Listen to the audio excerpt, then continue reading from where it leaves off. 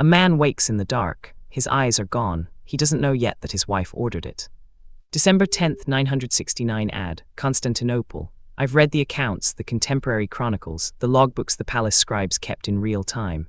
What strikes you isn't the violence itself, it's how methodical it was, how many people had to know, and how nobody, not one person in that palace, seemed willing to stop it beforehand. Nikephoros II Phokas had ruled the empire for just 9 years. A general first, a decorated one. The kind of man who'd spent his life on horseback, watching men die in ways you can't unsee. When he took the throne, he was already in his 60s.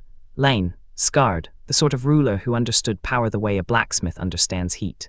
But Nikephoros had made enemies, not the kind you fight on a battlefield. Worse, the kind that sleep in your house. His wife, Theophano, widow of his predecessor, mother of his young co-emperor Basil, she'd married Nikephoros for reasons of state. Love wasn't one of them, neither was loyalty.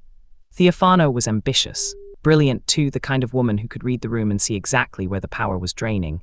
Nikephoros spent his nights in prayer, in fasting, in the ascetic rituals that had defined his life as a general. The court was restless, the treasury was thin, and there was a younger man circling. John Tzimiskes, handsome, ambitious, everything Nikephoros wasn't anymore. Here's what Nikephoros didn't know yet, and this is the gap I want you to hold on to. He had no idea his wife was already talking to John Tzimiskes. No idea they'd begun planning. No idea that the man he'd trusted with military command was about to become his executioner.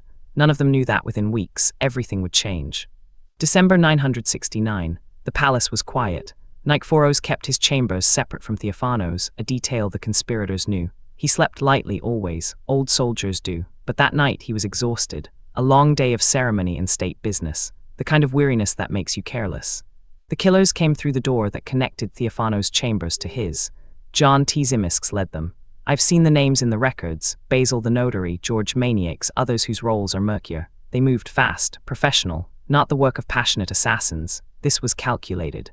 Nikephoros woke to hands on him. Steel, voices, the panic of a man trained to fight, suddenly unable to see where the threat was coming from. He was old, 69, they were younger, stronger. It wasn't a battle, it was execution dressed up as a fight. They blinded him first, both eyes. The method, I've read accounts that suggest a blade, though some sources are vague about the mechanics. What matters is that they wanted him alive. Blind, helpless, a message. Then they finished it, a pillow over the face, or a blade across the throat, the accounts differ. What's consistent, Nikephoros II Phokas was dead within minutes of waking. His reign was over, and Theophano had already sent word to the palace guard. John Tzimiskes was the new emperor. Here's the second gap, the thing nobody in that palace had accounted for yet. John Tzimiskes had just become emperor. Theophano thought she'd controlled him. She was about to discover she'd made a catastrophic mistake. Within months, Tzimiskes turned on her. He exiled her to a convent, stripped her of power, used her conspiracy as justification, then erased her from the narrative entirely. She'd murdered an emperor to install her puppet. Instead, she'd installed her replacement. Tzimiskes ruled for nearly 2 decades. He became one of the empire's greatest military commanders, more effective than Nikephoros had been. The irony was sharp. Theophano had orchestrated a coup that installed a far stronger ruler than the man she'd murdered. What I've learned covering these stories, and I've seen enough of them, is that conspiracies rarely go as planned. The moment you bring a second person into the room, you've lost control. Theophano thought she was writing the script. She was actually the supporting character in someone else's. The blinding was intentional, a statement. In Byzantine culture, a blinded man was a disqualified man, unfit to rule, unfit to testify. Even if Nikephoros had survived, he'd have been politically dead. They were erasing him twice. The palace guards didn't resist. The city didn't riot. By morning, the story was already set. The emperor was dead. John Tzimiskes was in power. The machinery of empire simply shifted. No one wanted to die defending a corpse.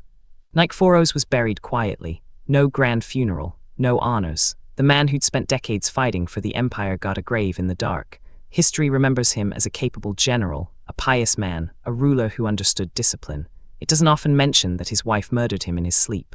This is what draws me to these stories. Not the blood, the aftermath, the way power shifts when people think no one's watching, the way conspiracies unravel, the way ambition blinds you, literally in this case, to who's really in control. Subscribe if you want to keep following these threads. There's a new unsolved case every week, and some of them still have secrets we haven't uncovered.